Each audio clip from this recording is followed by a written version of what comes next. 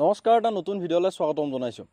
আমি বিভিন্ন সময়ত বিভিন্ন তথ্য জানিবৰ কাৰণে গুগলে হওক বা বিভিন্ন ধৰণৰ ব্ৰাউজাৰসমূহ ব্যৱহাৰ কৰোঁ। আৰু এই ব্ৰাউজাৰসমূহত গৈ আমি যেতিয়াই কিবা এটা তথ্যৰ বিষয়ে চাৰ্চ কৰোঁ, ইয়াৰ ৰিজাল্ট স্বৰূপে আমি কিছুমান লিংক দেখিবলৈ পাওঁ। আৰু এই লিংকসমূহত গৈ আমি যেতিয়া ক্লিক কৰাৰ লগে লগে আমি কিছুমান নিৰ্দিষ্ট ৱেবছাইটত যাওঁ বা নিৰ্দিষ্ট ৱেবছাইটত এণ্টাৰ কৰোঁ। আৰু এই ৱেবছাইটসমূহত গৈ কিনে আমি যিটো তথ্যৰ বিষয়ে বিচাৰি আছিলোঁ, সেই তথ্যটোৰ বিষয়ে আমি পঢ়োঁ আৰু আমি বিভিন্ন ধৰণৰ জ্ঞান লাভ কৰিবলৈ সক্ষম হওঁ। ইয়াৰ বাহিৰেও আমি বিভিন্ন কামৰ কাৰণে বিভিন্ন ৱেবছাইটসমূহ ব্যৱহাৰ কৰোঁ।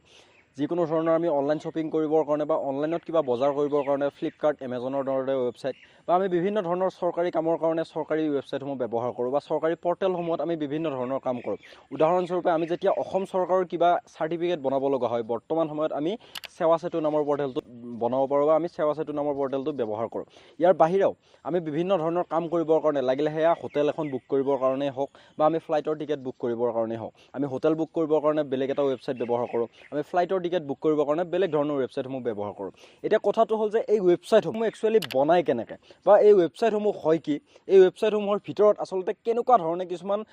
কাম সোমাই থাকে, কেনেকুৱা ধৰণৰ কিছুমান বস্তু সোমাই থাকে, যিবিলাকৰ কাৰণে আমি ইয়াত ক্লিক কৰি কিনে বিভিন্ন ধৰণৰ কামসমূহ কৰিব পাৰোঁ বা এই ৱেবছাইটসমূহৰ আমি বিভিন্ন ধৰণে ব্যৱহাৰ কৰিব পাৰোঁ। গতিকে আজিৰ ভিডিঅ'ত আমি এই বিষয়টোৰ ওপৰতে আলোচনা কৰিবলৈ গৈ আছোঁ। আমাৰ এই ভিডিঅ'টি আপুনি শেষলৈকে চাব। এতিয়া প্ৰথমতে যদি মই ক'ব যাওঁ যে এটা ৱেবছাইট হয় কি বা বস্তুটোৰ ভিতৰত একচুৱেলি কি থাকে। এতিয়া ৱেবছাইট এটাৰ ভিতৰত বেলেগ একো নাথাকে, ৱেবছাইট এটাৰ ভিতৰত কিছুমান ইনষ্ট্ৰাকশ্যন থাকে।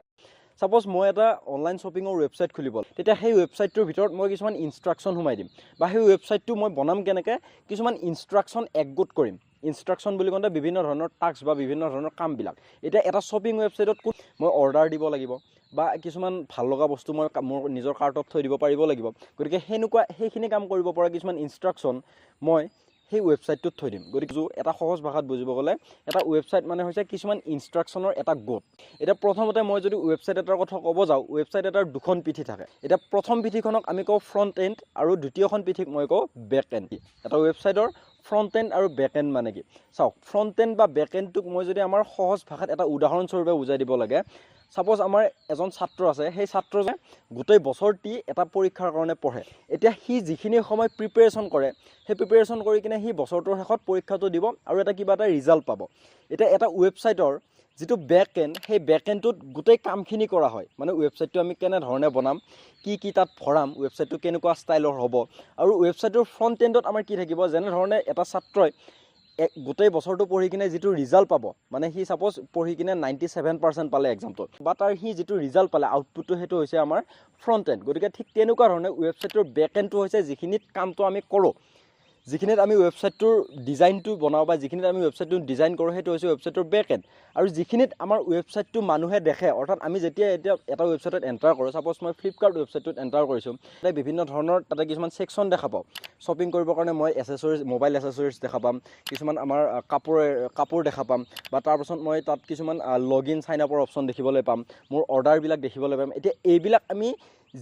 যিখন পিঠিত আমি ডিজাইন কৰোঁ, সেইখন পিঠি বেক এণ্ড, আৰু যিটো আমি ৰিজাল্ট পাম, অৰ্থাৎ এই ৰিজাল্টটো গোটেই মানুহখিনিয়ে দেখিব।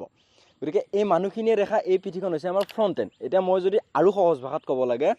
এই যিখন বেক এণ্ড, এই বেক এণ্ডখন অকল সেইখিনি মানুহে দেখে যিখিনি মানুহে এই ৱেবছাইটটো বনায়। আৰু যিখন ফ্ৰণ্ট এণ্ডটো ৱেবছাইটটোৰ যিমানখিনি ইউজাৰে ব্যৱহাৰ কৰিব, ৱেবছাইটটো যিখিনি মানুহে ব্যৱহাৰ কৰিব, যিমানখিনি ইউজাৰ্ছ থাকিব, গোটেইখিনিয়ে এই ফ্ৰণ্ট এণ্ডটো দেখা পায়। এতিয়া মই ক'লোঁ যে বেক এণ্ডত আমি গোটেইখিনি কাম কৰোঁ ৱেবছাইট এটা বনাবৰ কাৰণে, ফ্ৰণ্ট এণ্ডটো অকল মানুহে দেখে, ইউজাৰবিলাকে অকল ফ্ৰণ্ট এণ্ডটোত। ছাপ'জ মই অলৰেডি কোৱাৰ দৰে মই যদি এটা ফ্লাইটৰ টিকেট বুক কৰা ৱেবছাইট বনাব লাগে, তেতিয়াহ'লে মই তাত কিছুমান কি কৰিব লাগিব, পে'মেণ্ট মেথড এড কৰিব লাগিব। তাৰপিছত তাত কিছুমান মই ফেচিলিটি এড কৰিব লাগিব, যাতে টিকেটবিলাক সহজে মানুহে চিলেক্ট কৰিব পাৰে। তাৰপিছত মই তাত কিছুমান ছেকশ্যন ৰাখিব লাগিব, বোলে কোনটো ক্লাছৰ টিকেট মই চিলেক্ট কৰিম। চ' এনেকুৱা ধৰণৰ কিছুমান কাম একগোট কৰি কিনে মই ফ্লাইটৰ টিকেটটো বনাম। এতিয়া এইখিনি বস্তু মই কেনেধৰণে বুজাই থৈ দিম ৱেবছাইটটোক। চ' এইখিনি বস্তু বুজাবৰ কাৰণে মইতো ফাৰ্ষ্টতে কম্পিউটাৰ বা লেপটপতহে মই ৱেবছাইটটো বনাম। চ' তাৰ কাৰণে মই এনেকুৱা এটা লেংগুৱেজ ব্যৱহাৰ কৰোঁ, যিটো নেকি অকল কম্পিউটাৰে বুজি পায়। চ' এই কম্পিউটাৰে বুজি পোৱা লেংগুৱেজটোক মই কওঁ প্ৰগ্ৰামিং লেংগুৱেজ, বা মই নহয়, কম্পিউটাৰে যিটো লেংগুৱেজ বুজি পায়, সেই লেংগুৱেজটোক আমি কওঁ প্ৰগ্ৰামিং লেংগুৱেজ বা এটা মেচিন লেভেল লেংগুৱেজ এতিয়া এই প্ৰগ্ৰামিং লেংগুৱেজটোত আমি কিছুমান ইনষ্ট্ৰাকশ্যন একগোট কৰি কিনে সোমাই থৈ দিওঁ আৰু সেই একগোট কৰি সোমাই থৈ দিয়াৰ পিছতে সেইটো এটা ৱেবছাইট হৈ যায়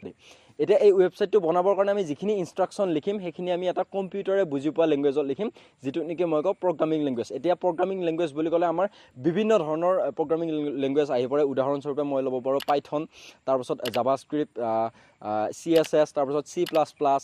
এইবিলাক আমাৰ বিভিন্ন ধৰণৰ প্ৰগ্ৰামিং লেংগুৱেজ আছে যিহত হ'লেও মই লিখিব পাৰোঁ চ' মেইনলি এটা ৱেবছাইট লিখিবৰ কাৰণে কমন যি তিনিটা আমাৰ লেংগুৱেজ আছে সেই তিনিটা হৈছে আমাৰ HTML 2 নম্বৰটো হৈছে আমাৰ CSS আৰু 3 নম্বৰটো হৈছে আমাৰ জাভাস্ক্ৰিপ্ট এতিয়া এই তিনিটা লেংগুৱেজ ব্যৱহাৰ কৰি কিনে মই এটা ৱেবছাইট বনাওঁ বা এটা ৱেবছাইট তৈয়াৰ কৰা হয় এতিয়া প্ৰথম লেংগুৱেজটো হৈছে আমাৰ HTML ৰ ফুল ফৰ্ম হৈছে আমাৰ হাইপাৰ টেক্সট মাৰ্কআপ লেংগুৱেজ এতিয়া হাইপাৰ টেক্সট মাৰ্কআপ লেংগুৱেজ এই লেংগুৱেজটো দি মই কি কৰোঁ এটা ৱেবছাইটৰ স্কেলেটন অৰ্থাৎ জকাটো বনাওঁ ৱেবছাইট এটাৰ ষ্ট্ৰাকচাৰটো যে মোৰ ৱেবছাইটটো কেনেকুৱা হ'ব বোলে মোৰ ৱেবছাইটটোত এনেকুৱা 4টা ছেকশ্যন থাকিব প্ৰথমটো হোম তাৰপাছতো থাকিব কেটেগৰিজ তাৰপাছতো থাকিব সাপোজ এবাউট তাৰপাছতো থাকিব সাপোজ লগইন সাইন আপ এনেকুৱা ধৰণৰ অপশ্যনবিলাক থাকিব এতিয়া এইবিলাক কি থাকিব কেনেকুৱাকৈ থাকিব কিমান দীঘল হ'ব কিমান ছুটি হ'ব এই ষ্ট্ৰাকচাৰটো গোটেইখিনি মই HTML অৰ্থাৎ হাইপাৰ টেক্সট মাৰ্কআপ লেংগুৱেজটো দি বনাওঁ এতিয়া 2 নম্বৰ যিটো লেংগুৱেজ মই ব্যৱহাৰ কৰোঁ এটা ৱেবছাইট বনাবৰ কাৰণে সেইটো হৈছে আমাৰ CSS ইয়াৰ ফুল ফৰ্ম হৈছে কাস্কেডিং ষ্টাইল এতিয়া এই CSS লেংগুৱেজটো মই ব্যৱহাৰ কৰোঁ ৱেবছাইট এটাত ষ্টাইলবিলাক দিবৰ কাৰণে মই যদি আমাৰ কিছুমান চৰকাৰী ৱেবছাইট খোলোঁ সাপোজ মই যদি সেৱা সেতু ৱেবছাইটটো খোলোঁ তেতিয়া মই তাত মেক্সিমাম ব্লু কালাৰ দেখিবলৈ পাওঁ বা তাৰ ইণ্টাৰফেচটো কেনেকুৱা থাকে কেনেকুৱা ধৰণৰ বক্সবিলাক থাকিব কেনেকুৱা ষ্টাইলত থাকিব এই ষ্টাইলবিলাক মই এড কৰোঁ কাস্কেডিং ষ্টাইল বা CSS লেংগুৱেজটো দি এতিয়া এইখিনি বনাই লোৱাৰ পিছত মোৰ ৱেবছাইটটোক এটা জীৱন্ত ৰূপ দিব লাগিব জীৱন্ত ৰূপ দিয়া মানে মই এই কথাটো কৈছোঁ মই সাপোজ কিবা কিবি লিখি কিনে ইনষ্ট্ৰাকশ্যনসমূহ সোমাই কিনে মই তাত লগইন অপশ্যনটো দি থৈ দিলোঁ এতিয়া লগইন অপশ্যনটোত ক্লিক কৰাৰ লগে লগে মোৰ ৱেবছাইটটোতো লগইন হ'ব লাগিব বা সাপোজ মই ৱেবছাইটটোত এনেকুৱা এটা চিষ্টেম দি থৈ দিছোঁ মোৰ ফোন নাম্বাৰটো